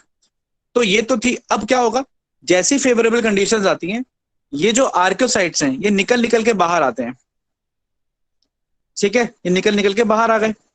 अब आपको पता है कि आर्कियोसाइट टोटिपोटेंट कैपेबल हैं कि किसी की भी फॉर्म ले लें, तो धीरे धीरे किसी की भी अलग अलग अमीबोसाइट्स की फॉर्म लेते हैं, कॉइनोसाइट्स बनाते हैं, पिनाकोसाइट्स बनाते हैं, और धीरे धीरे बनाते बनाते पूरा स्पॉन्ज बना देते हैं। आ रही बात समझ में? तो इंटरनल बड के अंदर जो आर्कियोसाइट्स हैं, वो सेल्फ रिस्पॉन्सिबल अल्टीमेटली बाहर निकल निकल के एक पूरा का पूरा स्पॉन्ज बना देने के लिए। तो इस तरीके से स्पॉन्ज के अंदर इंटरनल बडिंग भी होती है और होती है बाय हेल्प ऑफ जेम्यूल्स। अभी डायग्राम आप दोबारा देख लीजिए, जो मैंने लिबलिंग्स आपको बताई कि छोटी सी ओपनिंग नोन एज माइक्रो, छोटी पायल मतलब ओपनिंग, ठीक है, आर्कियोसाइट्स, ठीक, और आगे क्या स्पिक्यूल्स। ये 3 लेबलिंग्स इंपॉर्टेंट है। आर्कियोसाइट्स जो बना रहे हैं पूरे स्पॉन्ज को, जो रिस्पॉन्सिबल है प्रोटेक्शन के लिए स्पिक्यूल्स, और आर्कियोसाइट बाहर निकल सके उसके लिए माइक्रोपाइल। तो that is a very important property. तो अब आप रिप्रोडक्शन इन स्पॉन्ज भी समझ गए कि reproduction in sponge occurs by this sexual as well as asexual, और एसेक्सुअल में हमारे पास बडिंग, रीजनरेशन, फ्रैगमेंटेशन, और तीनों तरीके का है। और बडिंग भी 2 तरीके की है, internal as well as external budding. यहां तक किसी को कोई डाउट? आगे बात करें।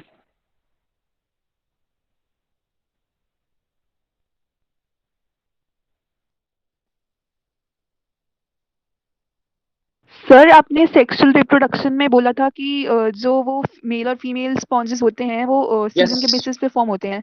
तो वो जो सीजन होगा या तो वो एक ही टाइम पे रहेगा, तो फिर एक टाइम पे तो सारे मेल्स या फिर सारे फीमेल्स होंगे, या फिर वो हर स्पॉन्ज के लिए अलग अलग सीजन होता है बेटा एक बात बता, अपना पर्टिकुलर। अभी तुम लोग हो 14-15 साल के, तो कुछ लोग हैं 25-30 साल के, कुछ और 50-60 साल के, कुछ 70-80 साल के, कुछ 10 साल के, कुछ 5 साल के। तो भाई सब लोग अलग अलग टाइम पैदा हुए हैं ना।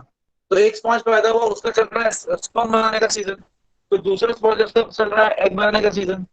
तो ये तो वेरी करता रहेगा ना स्पॉन्ज टू स्पॉन्ज, अपनी उम्र के हिसाब ओके से। सर, समझ गए ना? ठीक है। और किसी को कोई डाउट? चलो, अब अगला क्या है ना, अगला है कैनाल सिस्टम। और कैनाल सिस्टम स्पॉन्जेस एनसीईआरटी में नहीं दिया, लेकिन ये एक टॉपिक बड़ा इंपॉर्टेंट है। क्यों?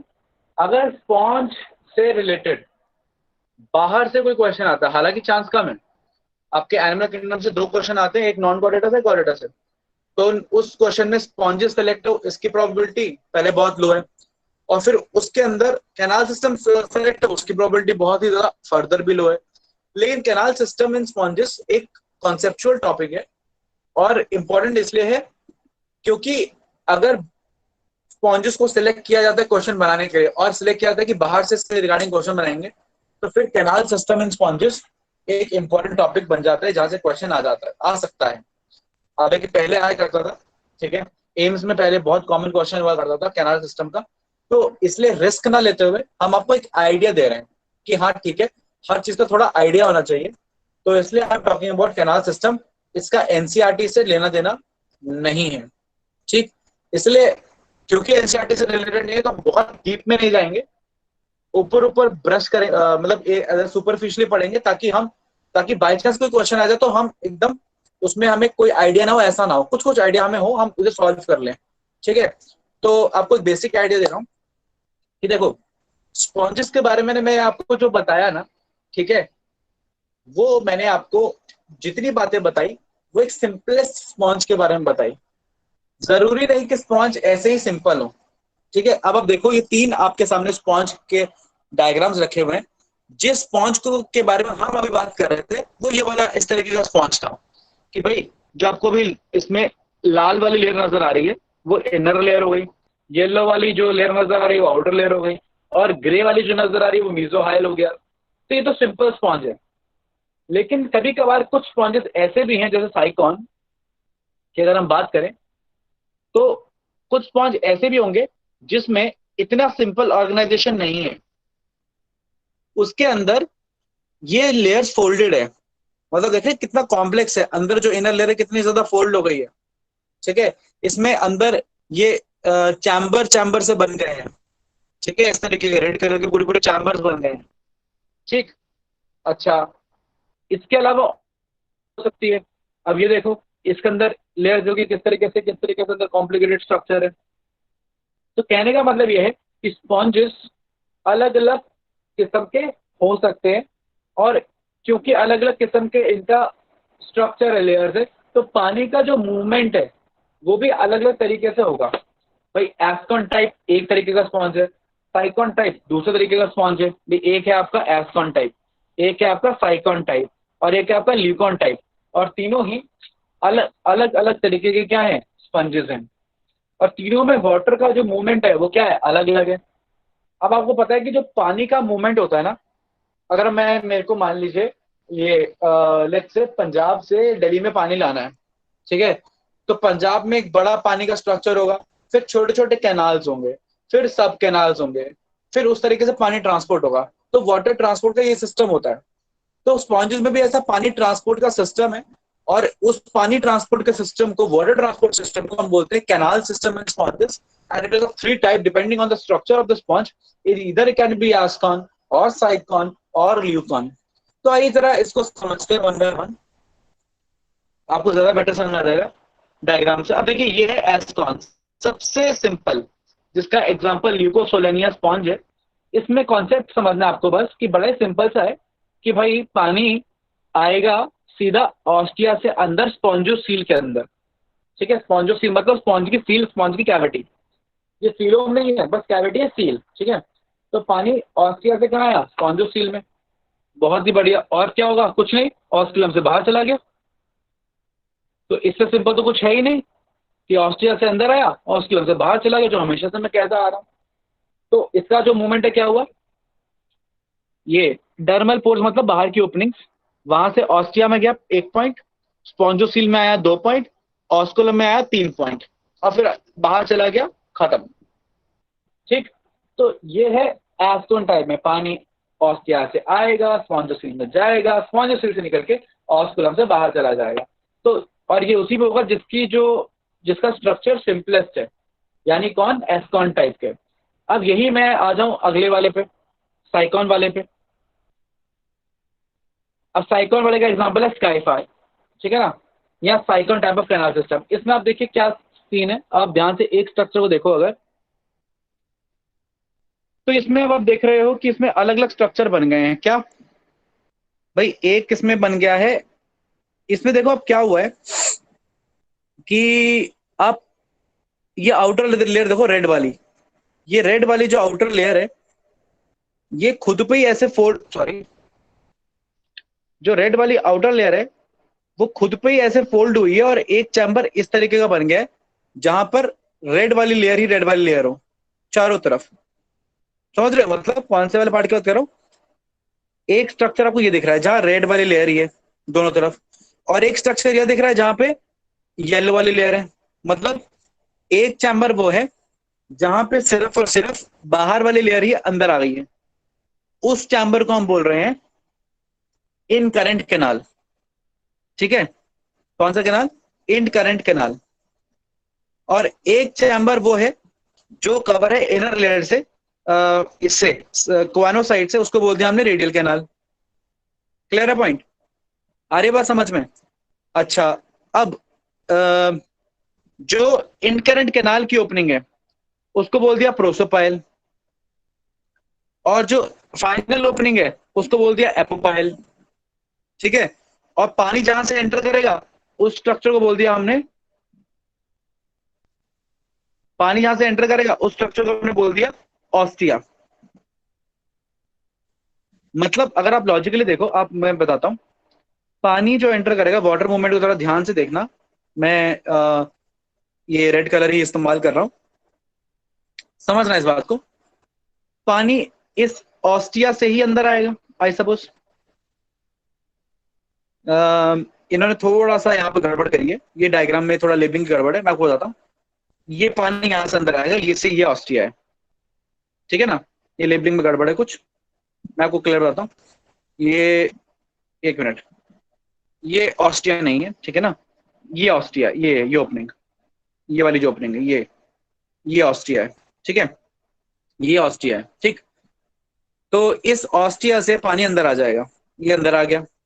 अब अंदर आके कहाँ जाऊं मैं, अंदर किसमें आया, इनकरेंट कैनाल में आया। ये जो अंदर वाले लेयर से लेयर्ड है ना, ठीक है, ये इनकरेंट कैनाल है जहां पानी अंदर आया।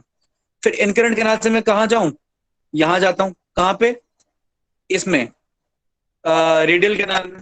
रेडियल कैनाल से कहां जाऊं, यहां जाऊं स्पॉन्जोसील में, और स्पॉन्जोसील में थ्रू किसके जाऊं, एपोपाइल के। और मैं इसके अंदर कैसे आया, प्रोसोपाइल के। आपको मैं और बेटर तरीके से बताता हूँ, एक मिनट रुकिए, I just take a plain sheet and tell you.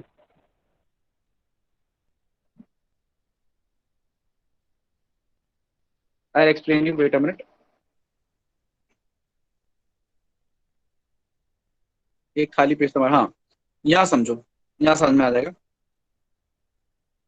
अब ध्यान से समझना कि पहले क्या था, ये एक आउटर लेयर थी, वेरी गुड, और रेड से बना देते इनर लेयर, पहले ये था, ठीक।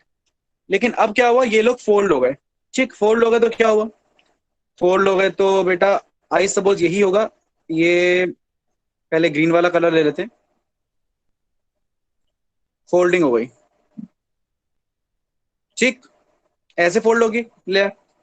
अच्छा, तो रेड वाली भी फोल्ड होगी, रेड वाली भी फोल्ड कर देते हैं भाई,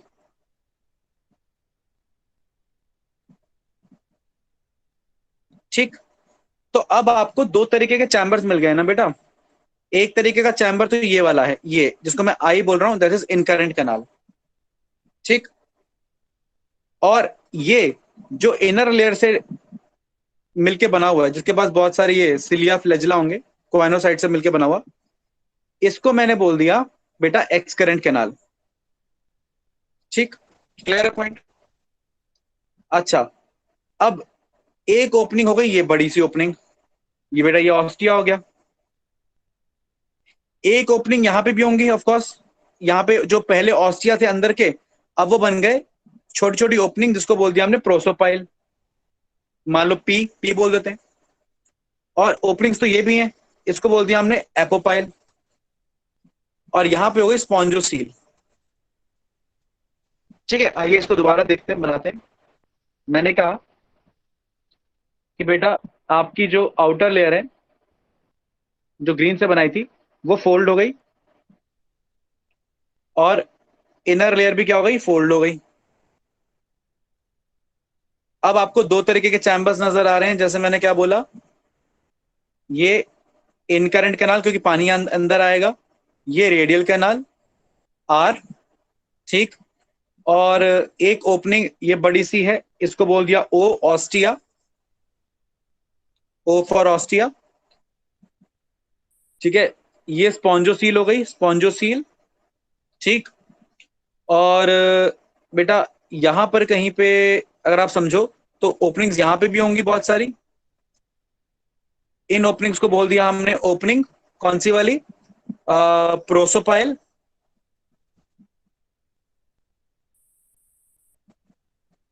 और एक ओपनिंग ये हो गई, इसको बोल दिया हमने एपोपाइल, ठीक। तो पानी की मूवमेंट अगर मैं ट्रेस करूं तो पानी कैसे मूव करेगा भाई, पहले आएगा वो इनकरेंट कैनाल में थ्रू ऑस्टिया, फिर वो आएगा रेडियल कैनाल में थ्रू प्रोसोपाइल, फिर रेडियल कैनाल से स्पॉन्जोसील में आएगा थ्रू एपोपाइल, और फिर अल्टीमेटली कहां निकल जाएगा, बाहर थ्रू ऑस्कुलम। तो इस तरीके का जो वाटर मूवमेंट है, जहां फोल्डिंग हुई है, वो हो गया कौन सा, leucon type of canal, sorry साइकॉन type of canal system, जिसमें दो चैम्बर बन चुके हैं, जिनको कैनाल बोल रहा हूँ, एक इनकरेंट कैनाल, एक रेडियल कैनाल। पानी पानी नॉर्मली डायरेक्टली स्पॉन्जोसील में आने के बजाय इनकरेंट कैनाल और रेडियल कैनाल से होता हुआ स्पॉन्जोसील में आ रहा है, बाकी सेम रहेगा। ऑस्टिया पहली ओपनिंग रहेगी और ऑस्कुलम आखिरी ओपनिंग रहेगी। तो ऑस्टिया से आया इनकरेंट कैनाल के अंदर, पहुंच गया रेडियल कैनाल के अंदर, फिर स्पॉन्जोसील के अंदर, फिर कहां चला गया, बाहर चला गया। क्लियर है पॉइंट? तो इस तरीके का जो कैनाल सिस्टम है, उसको मैं बोल देता हूं the sycon type of canal system. जो अगर आप डायग्राम में इजीली समझ जाओगे। अगर मैं इसी में देखूं तो है तो वैसे ल्यूकॉन टाइप, इसमें आपको बस कुछ नहीं करना, आपको बस फ्लैजिलेटेड चैम्बर की जगह समझना है कि रेडियल कैनाल है, और एक्सकरेंट कैनाल की जगह समझना है कि वो है सॉरी इनकरेंट कैनाल है फ्लैजिलेटेड चैम्बर की जगह। और चलिए मैं इसको आपको और अलग तरीके से बता देता हूँ, आप इसको फिलहाल कंफ्यूज हो जाओगे। आप बस साइकॉन समझो कि साइकॉन में पानी का मूवमेंट दो कैनाल से होता हुआ अल्टीमेटली फाइनली जाके किस में बाहर जा रहा है, बॉडी से कहां जा रहा है, बाहर जा रहा है। तो आई सपोज आपको साइकॉन टाइप क्लियर है। और जो ल्यूकॉन टाइप है उसकी बात हम नेक्स्ट क्लास में करेंगे, अभी हमारे पास ज्यादा टाइम नहीं है। तो ये जो ल्यूकॉन टाइप है मैं आपको नेक्स्ट क्लास में समझाऊंगा। और ये आखिरी टॉपिक है स्पॉन्जेस में, फिर हम जो है अगले फाइलम पे चलेंगे। तो आपको समझ में आ गया डिफरेंस एस्कॉन और sycon type of canal system में? Yes sir. क्लियर है? कि क्या फर्क है, एक में फोल्डिंग है, एक में फोल्डिंग नहीं है, एक में पर्टिकुलर कैनाल्स बने हुए, एक में कैनाल नहीं बने हुए, और कैनाल क्यों बने हुए हैं, बिकॉज ऑफ द फोल्डिंग बने हुए हैं। ये क्लियर है? चलिए फिर Yes, sir. आज की क्लास के लिए इतना ही है, ठीक है। अभी मैं आपसे डायरेक्टली बात कर रहा हूँ, किसी को कोई डाउट है तो मुझसे पूछ लीजिए, वरना फिर हम बाकी बातें नेक्स्ट क्लास में करेंगे।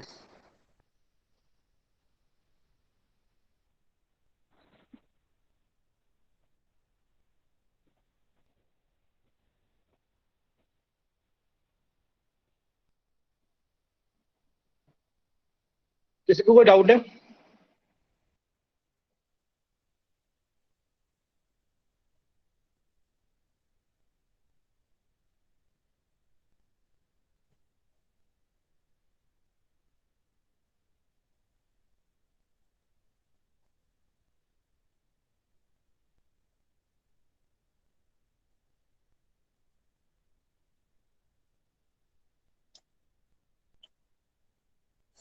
चलिए, अगर आज की क्लास में किसी को कोई डाउट नहीं है, ठीक है, तो फिर बाकी बातें हम लेट्स से नेक्स्ट क्लास में करते हैं।